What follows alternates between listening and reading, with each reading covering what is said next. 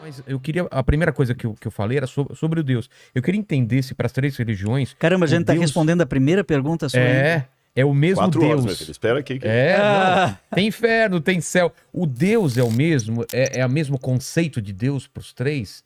De ser onisciente, onipresente? Como que é o Deus para vocês? É o mesmo conceito? Eu sei que é o mesmo Deus, mas o conceito de Deus, ele muda alguma coisa? Pela visão judaica, só existe um Deus. Ayah, Oveve, ele foi, aí será. Ele é o Criador. Onisciente, onipotente. Exatamente. É. E ele é a luz infinita.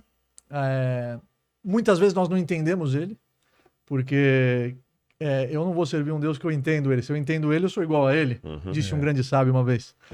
E ele é a base, a fé.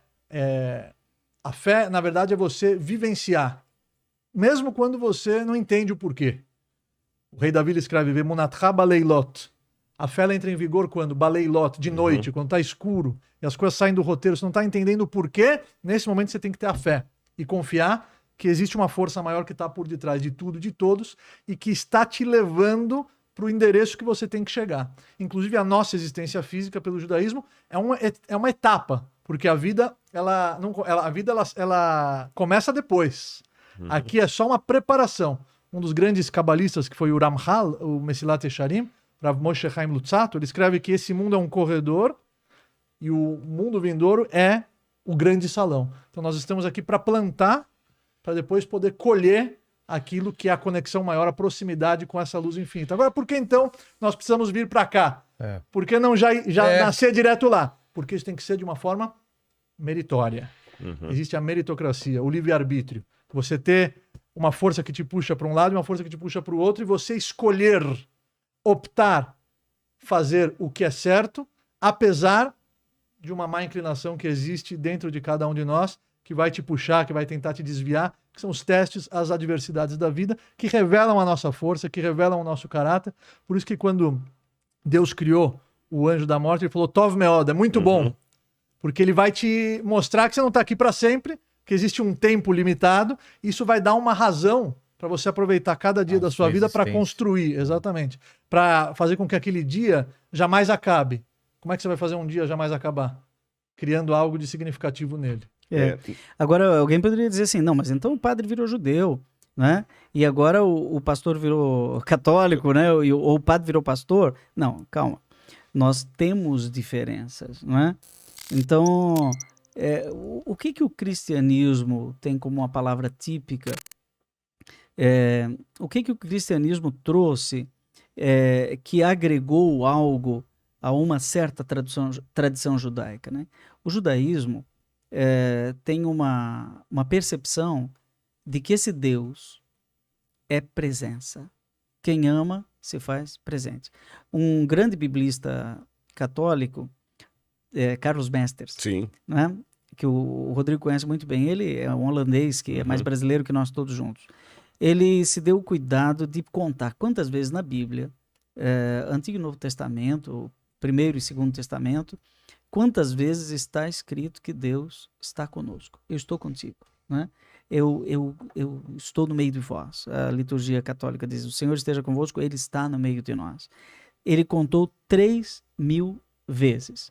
E, inclusive, a tradução do nome de Deus, que a tradição judaica respeitosamente não pronuncia, né? E que nós, na liturgia católica, não pronunciamos também, em comunhão com o respeito, nunca vai se dizer o nome de Deus,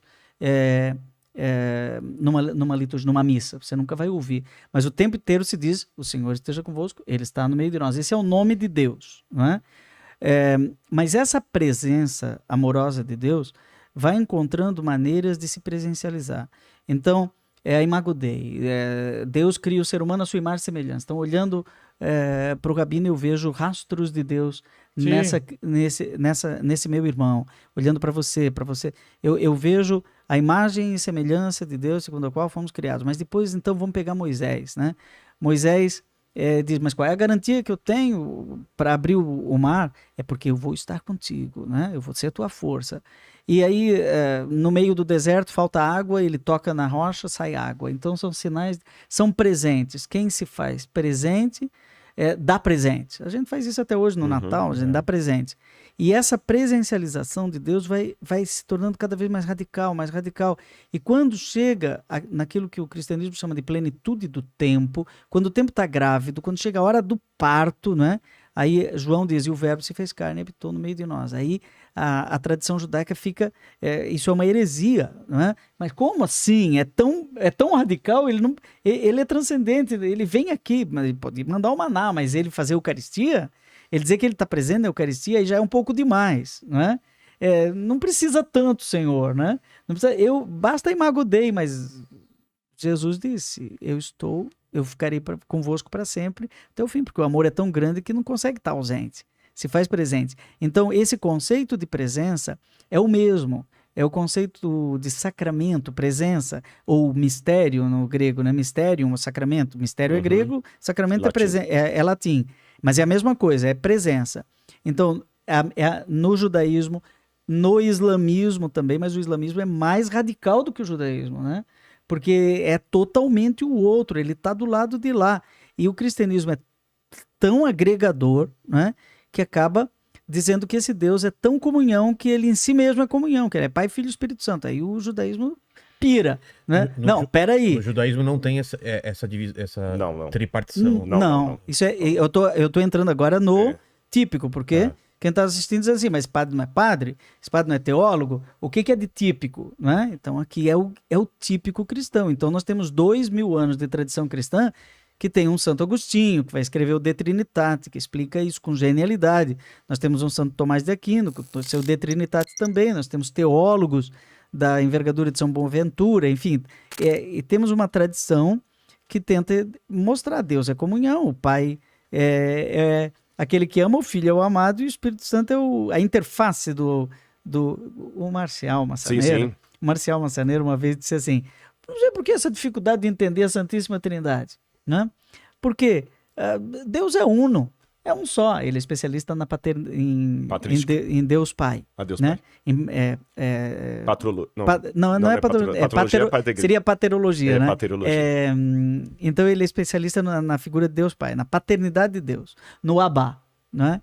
Então ele diz, eu não sei que dificuldade é essa, porque no início Deus disse, crescer e multiplicar, é só multiplicar, 1 vezes 1 vezes 1 dá 1, né? Então Deus sempre é uno, né? Mas na unidade ele tem uma pluralidade interna. Então essa diversidade, a genialidade de um Santo Tomás de Aquino vai chamar de pericorésio, ou seja, ele é um Deus que tem uma multiplicidade na unidade. O átomo é isso.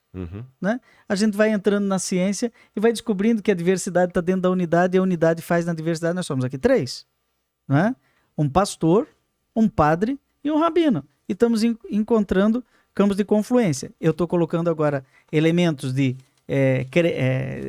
fé codificada do cristianismo que, se nós continuarmos a conversar, vai chegar um momento que o rabino diz, olha, desliga a internet, acaba o podcast, vamos sentar ali, agora vamos colocar os pingos nos is. Isso é outro programa. É um outro programa. Não é isso, Rodrigo?